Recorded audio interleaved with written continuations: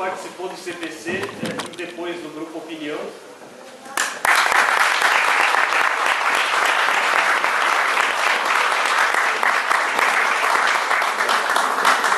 Dr. Jaime Boyton, que foi do CPC de Santo André.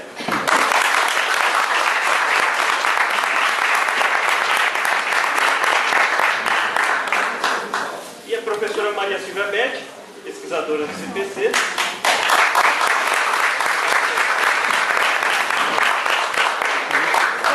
O professor Carlos Eduardo Machado, da Unesp.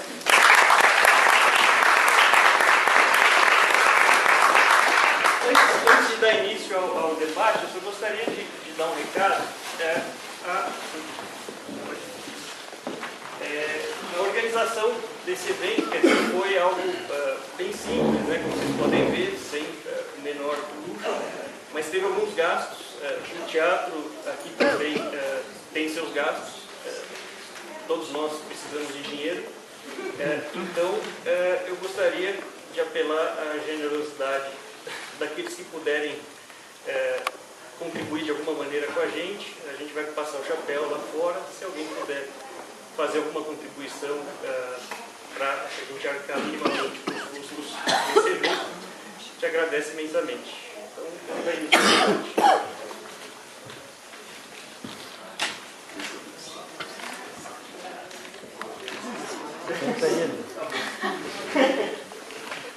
Pensei que o debate ia ser alto nele.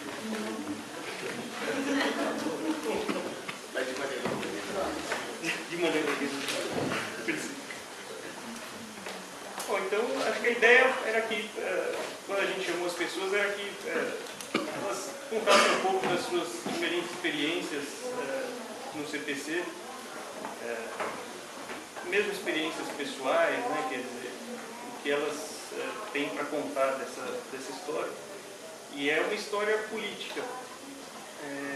A política perpassa todo esse projeto, que apresenta-se como cultural a princípio, mas na verdade trata-se de luta política. Então, gostaria de começar com o Chico de Assis. Começar comigo? Já que tudo começou com você. Eu sou meio inibido. O que é para falar? Bom, eu vou esclarecer algumas coisas, porque outro dia eu ouvi o Ferreira Goulart falando a história do CPC na televisão, e o Ferreira Goulart só apareceu no CPC porque o CPC estava fundado. E ele sabe a história melhor que todo mundo. Os prolegômenos. Primeiro passo para o CPC. O José Renato Pécula, meu grande amigo, que faleceu ainda há pouco tempo atrás, era dono do Teatro de Arena. E ele tinha prometido fazer uma sociedade conosco, dividir o Teatro de Arena conosco e fazer uma sociedade.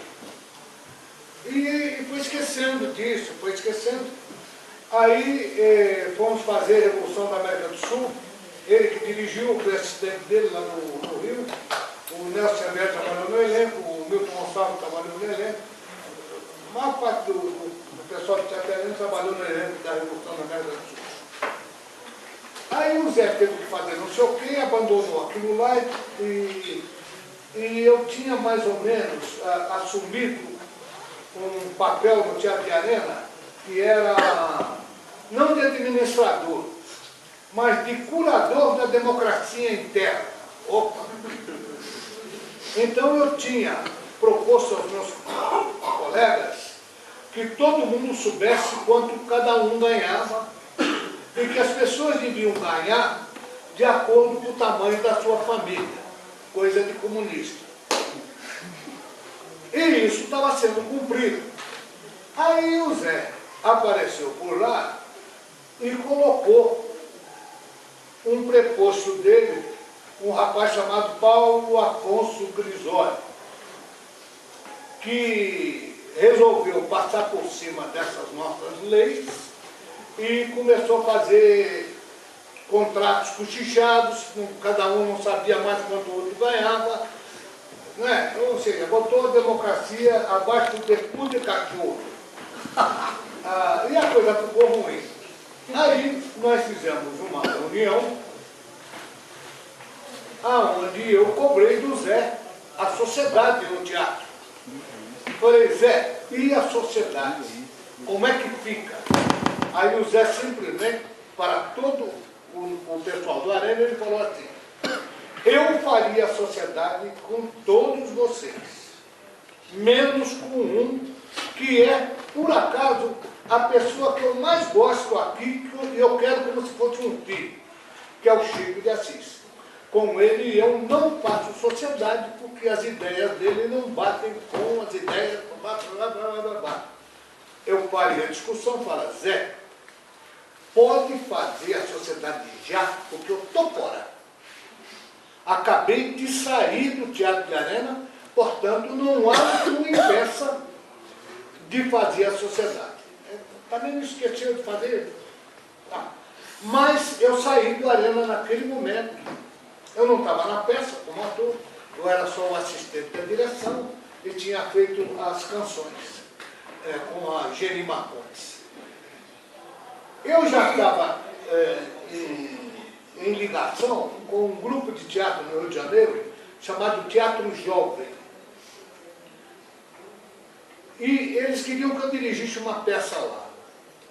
Eu tinha começado, junto com Miguel Borges e com Vianinha, a fazer uma peça sobre a mais-valia. E aí a gente fez 2 reuniões, fizemos umas ceninhas, e daí eu e o Miguel éramos mais ou menos meio vagabundo. Um dia o Vianinha apareceu, como sempre ele fazia, com a peça pronta. Tudo bem, tudo bom. Eu saí de lá, peguei a mais-valia, falei assim, eu vou montar esta peça com esse grupo novo.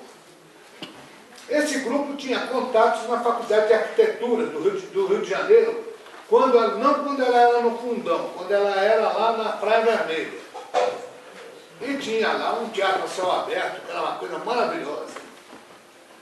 Eu falei, bom, vamos fazer aqui. Aí tinha um monte de arquitetos que veio trabalhar com a gente, eu comecei a dirigir a peça, eu convidei o Carlos Lira, que era da Bossa Nova, para ele fazer a música. Eu convidei um rapaz chamado Carlos Castilho para fazer parte do nosso grupo de músicos. Organizei lá uma coisa mais ou menos boa e inaugurei uma coisa no Brasil, ensaios abertos. Ninguém até então tinha pensado nessa maravilha que era fazer ensaio com a presença do público. Então, desde o primeiro dia de ensaios, os ensaios eram abertos. O Miguel Borges colocou isso no jornal e começou a aparecer gente para assistir os ensaios.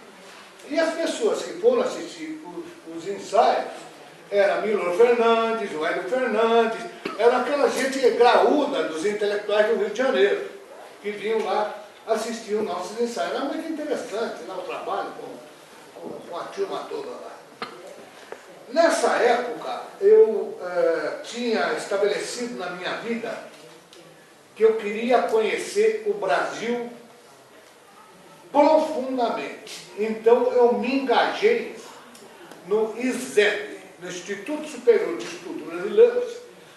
Eu ia toda manhã para o ISEB, enfiava um fone no ouvido e ficava ouvindo todo o trabalho do ISEB sobre o Brasil. Hoje em dia vocês não têm mais memória do ISEB, mas o ISEB foi muito importante, né, para o Brasil, principalmente para o reconhecimento.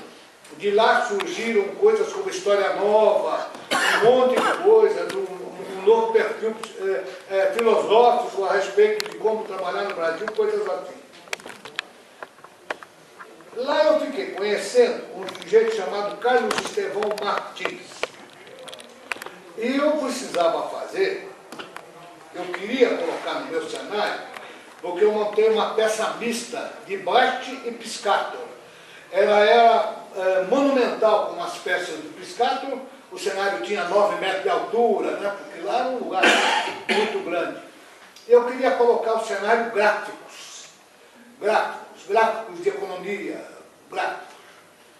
Então, eu chamei o pessoal do ISEB, que veio com o Carlos Estevão para fazer esses tais gráficos.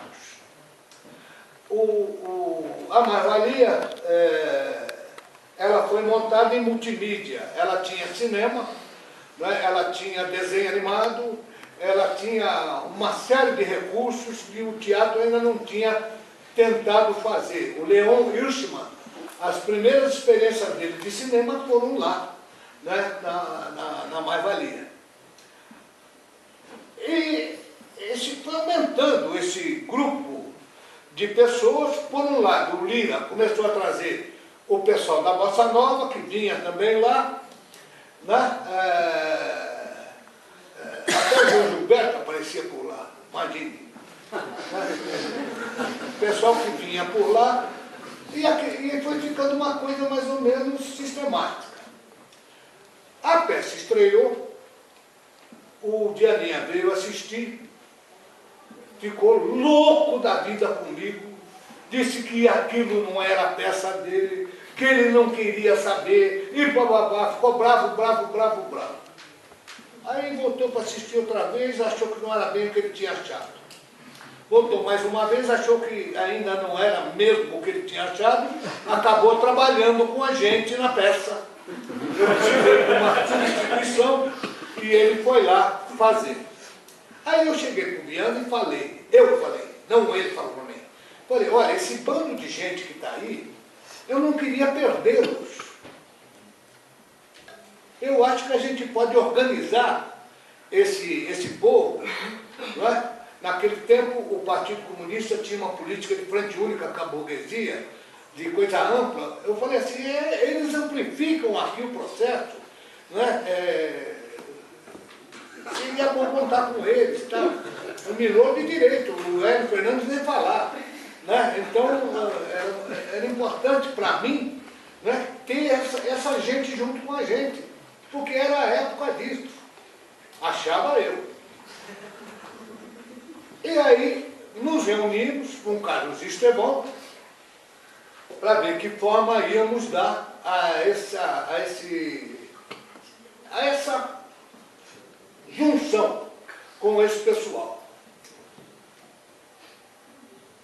Aí o Estevão veio com a ideia de ligar aquilo ao processo estudantil. Eu fui contra imediatamente. Eu estava tentando ampliar politicamente e, de repente, o negócio ia estrangular politicamente. Eu sabia, se fosse para a UNE, imagina. Imaginando o Hélio Fernandes na UNE, né? Não tinha isso. Então a gente iria perder toda aquela coisa ampla que tinha acontecido. Mas mesmo assim eu participei da fundação do CPC e tudo mais. Mas eu não fiquei contente. Aí veio a história do que é que ia ser. Então, a primeira digressão, Centro de Cultura Popular ou Centro Popular de Cultura?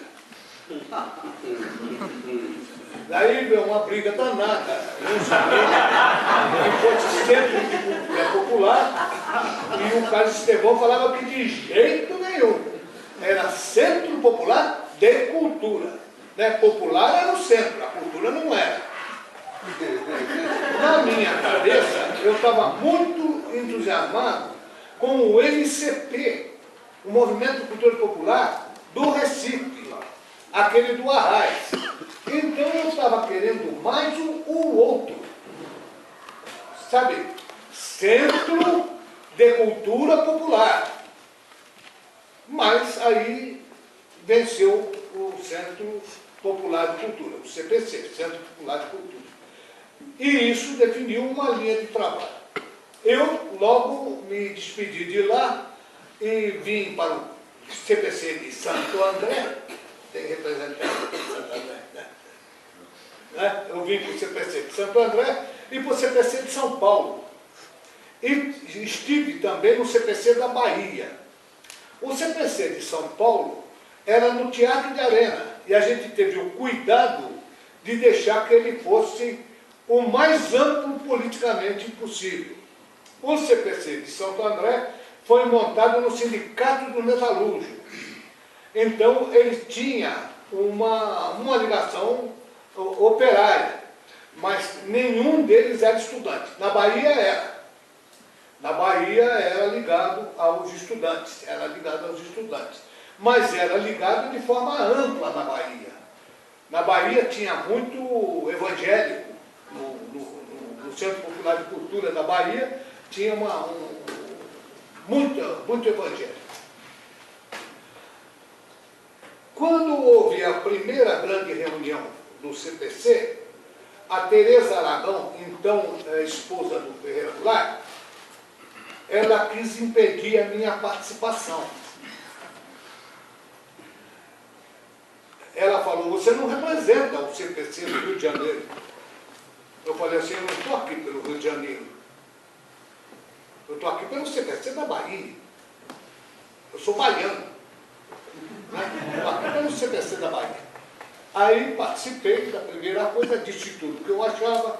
Eu não concordava com a linha elitista, eu não concordava com o violão de rua, aquele negócio, eu achava que era outro papo. Estou falando isso, não estou dizendo que eu estava certo. Eu estou dizendo para vocês a verdade das minhas posições. Porque assim até melhor, da forma que foi. Em São Paulo, eu acho que foi o melhor resultado que o CPC teve. Porque era sério, né? Era feito por pessoas sérias, pessoas a maior parte da arte, não do teatro, mas da arte de forma geral. Uma das primeiras coisas que a gente fez para levantar dinheiro foi um calendário do Gerson Nippon. Não sei se vocês conheceram esse artista plástico, um sujeito maravilhoso, um judeu de Israel, que fez um calendário maravilhoso sobre o Brecht. Eram cenas de peças do Brecht e tudo. E foi muito bem organizado. O CPC do Rio, ele foi muito bem ligado à UNE, dentro da política daquela época, que era da AP, que dominava a UNE. A AP era dona da UNE. Então havia a AP era um grupo de pessoas maravilhosas, eu gostava muito. O irmão do Paulo José era o Papa da AP, o Paulo José Arthur. Eram pessoas, não eram o Tim. Certo, Leia. Certo. Ah, isso, bem lembrado. Certo, olha o que deu. Eu achava eles pessoas maravilhosas, eu achava que eles eram. Agora, eles tinham uma visão um pouco mais ampla que o pessoal do Partido Comunista da época, mas não muito mais ampla. Não, também era muito fácil ter uma visão mais ampla que o Partido Comunista. Dizem que o CPC foi fundado sob os auspícios do Partido Comunista. Isso é loucura mansa. O Partido Comunista nem reconheceu o CPC. De vez em quando, um daqueles caras do Comitê Central perguntava para ele, e esse negócio que vocês vão fazer, hein? Há uns 8 anos atrás, eu apresentei em Campinas um espetáculo com o Lira e o Zequete, falando sobre os tempos da cultura popular, dessa coisa toda. E apareceu lá para assistir um cara do Comitê Central da época, e que também era do Partido Comunista. Aí eu estava sentado numa mesa jantando assim, né? E ele estava numa outra mesa aqui tomando cerveja. Ele falou assim, o CPC era um jeito que o Vianinho e o Chico de Assis arranjaram para pegar mulher. Para vocês verem, né? Que moral. Que apoio fabuloso, né? Que tinha.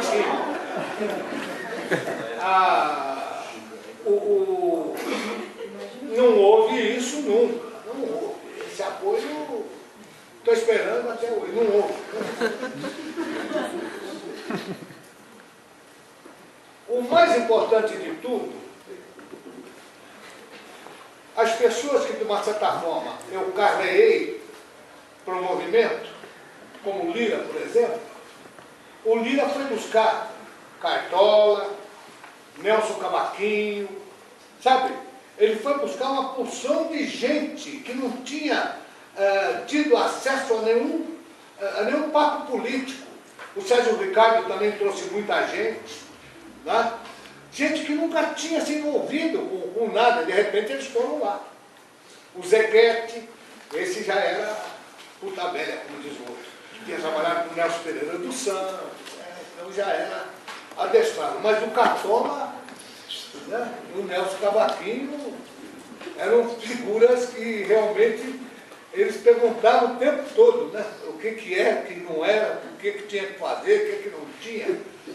Mas como eles gostavam muito do Lira, o Lira era um pouco... O Cartola dizia que o Lira era o maior melodista da música popular. Imagina, o Cartola dizer isso, né?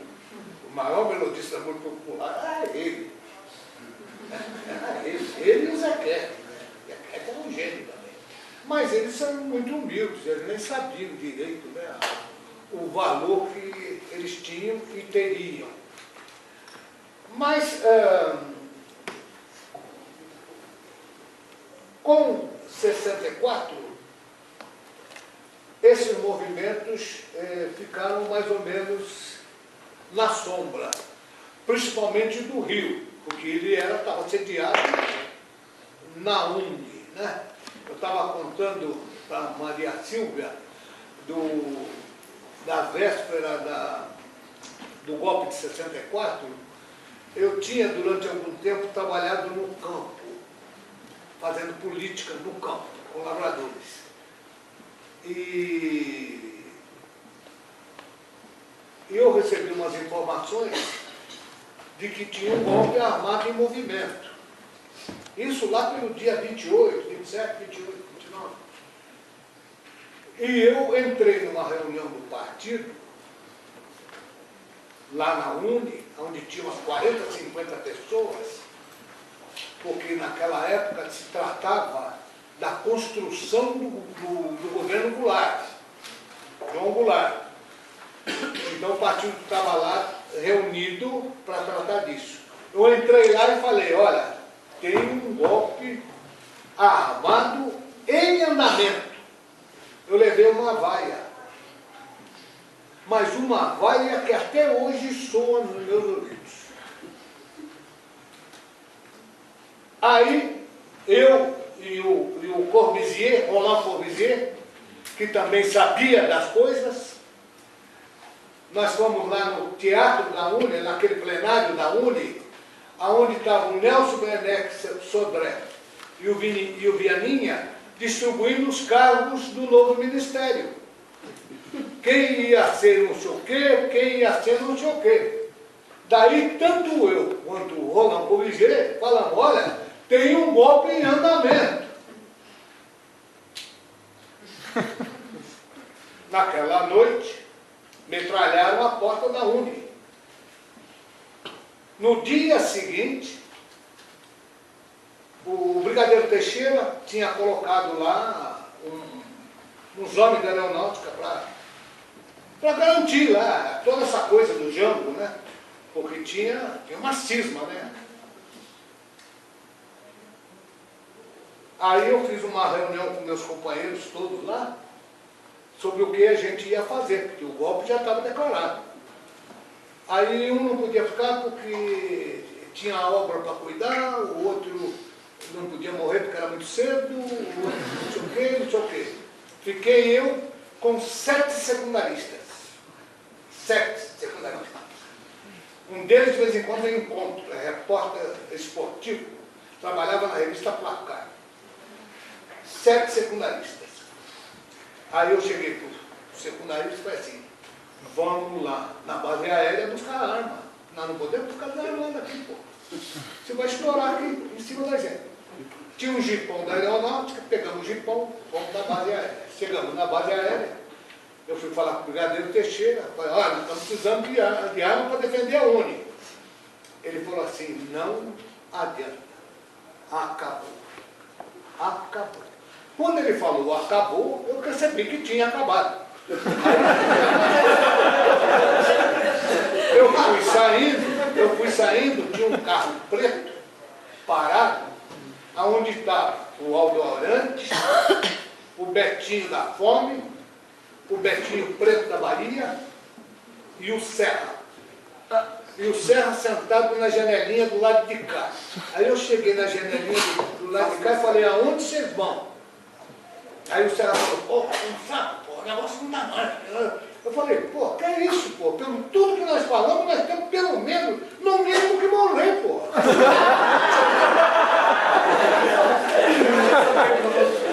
Sabe? No mínimo, no mínimo.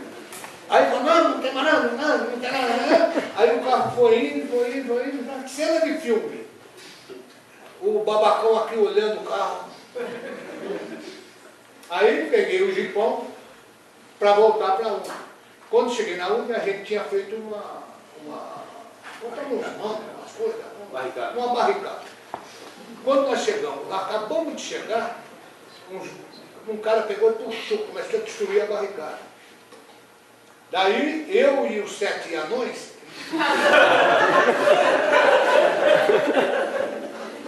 fomos pegar o cara. Do que fomos pegar, o cara falou assim, olha lá, tipo na praia. Quando eu olhei do lado da praia do Flamengo, estava tudo carro parado assim, com as portas abertas e os milicos com 45 na mão, ou meia farda. Ou só a calça, ou só a blusa, sabe? Ali esperando a hora. Aí veio um carro pela rua, me perseguindo lá e gritando, pega a polícia, pega a polícia, pega a polícia. Eles deviam me conhecer. E aí eu entrei correndo para dentro do Flamengo, tinha um botequim, eu entrei no botequim, tinha os bêbados numa mesa, eu sentei lá e cortaram a luz. Porque houve um corte de luz que foi do próprio comando lá deles, né, porque eles cortaram a luz. Eu fiquei lá com a caneteada na mesa junto com os bêbados e tinha uma televisão. Aí voltou a luz e na televisão eu vi o coronel, o coronel Montanha tomar o forte de Copacabana a tapa. Ele veio, chegou, tinha um sentinela, deu um tapa na cara do sentinela e tomou o forte no tapa. Eu falei, é isso. Eu tinha já deixado minha mulher e minha filha na casa de um amigo, do padrinho da minha filha. Aí eu peguei e consegui arranjar um táxi para ir para lá, no Jardim de Alá. Aí quando eu chego no Jardim de Alá, tinham ligado para lá, que tinha um rapazinho lá da Uni, também um secundarista, não desse daí, outro que tinha pulado da janela e tinha quebrado os pés. Aí o criminoso volta ao local do crime. Aí voltei lá para pegar essa pessoa, né? E falei o que a gente faz quando uma pessoa está numa situação assim terrível. Mas esse foi o último dia, tanto do CPC. Eu participei do CPC no cinema. Eu fiz o filme O Circo das Favelas, né? Eu fiz o episódio do Leão Ishima e o episódio do Corpo de Gato, do Joaquim Pedro. E eu estava dirigindo nesse momento uma peça minha lá na Uni, que era As Aventuras de Piau Lacraia, para montar lá. E na parte de música, o CPC tinha aproveitado uma música, que é essa música que vocês ouviram aqui, a canção do Subdesenvolvido, para colocar num disco chamado O Povo Canta, que foi um disco que fez um sucesso tenebroso na época. Tá? Então, a minha participação